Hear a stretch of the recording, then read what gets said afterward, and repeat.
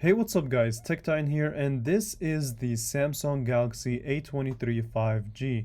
So, I did spend a couple of days with this phone and I feel like that's enough to give you guys kind of an initial review.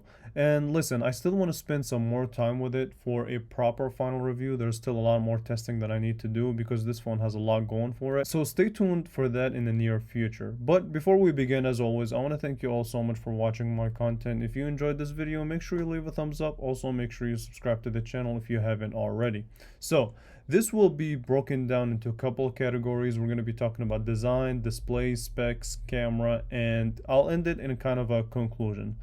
So let's start with the design. So the summary behind the design of this phone is that this phone is a well-built budget device. And it has its inspiration from the Galaxy A53. There are multiple videos that I did on that device, so I'll keep it linked in the description if you're interested. So there are a couple of tweaks here and there that make it its own kind of device. The back has a matte plastic finish and a very smooth one, which means two things. One, it's going to be hard to get fingerprints on it, so that's a good thing, but it can also mean that it also means that it is very slippery.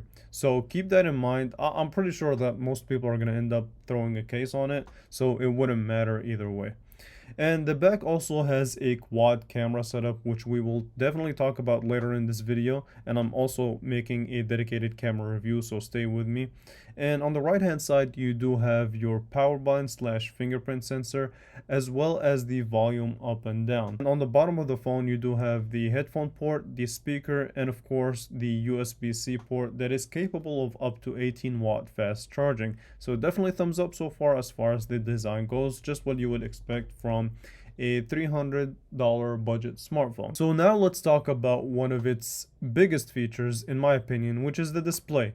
So listen, display, I have some good news for you. Samsung definitely did not skimp out when it came to this display. So they did use a quality panel with this one, and this is easily one of Samsung's best displays found in their budget lineup.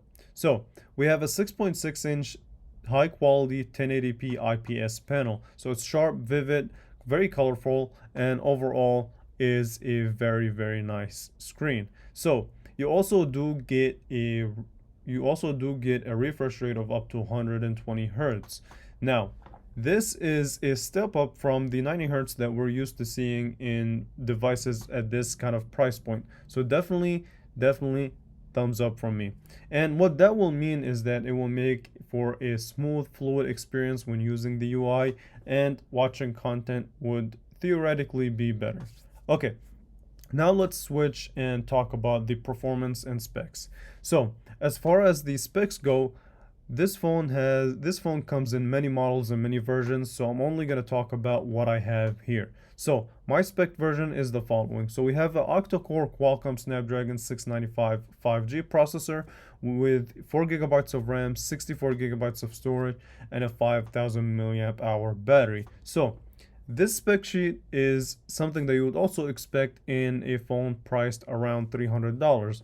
Now, for my everyday uses, it's fast, fluid, and that's also thanks to the accompanied 120 hertz display. And more testing is really needed to draw a full conclusion. So gaming needs to be tested, and so just heavily using this phone will determine how good it will be, especially for the future, right? The 5000 milliamp hour battery does its job and does it well, so I didn't have a problem with battery life, so definitely gets a thumbs up from me. So now let's flip the page and talk about one of the most important things that makes a really good phone in general. And that is the camera system. So this phone is also promising when it comes to the camera system. So you do have a quad camera setup with a main sensor of 50 megapixels, and it does support optical image stabilization. Definitely thumbs up for a $300 phone. You also have a 5 megapixel ultra wide sensor and a 2 megapixel macro, as well as a 2 megapixel depth sensor. And it's very well integrated within the design of the phone. So the camera sits near flush, but not, it does protrude ever so slightly. And it's acceptable, right? But overall, it just works well, and it's very well integrated within the design of the device. Now, as far as the image quality itself, I did take a couple of pictures and I'm still working on night photography and just analyzing the pictures, but I need my time to do that. So the camera review is definitely going to come later on this week or sometime next week. So make sure you're subscribed and stay tuned for that. But overall, as far as the initial review, it seems like it's going to be a promising camera. Should in theory shoot better videos with the optical image stabilization.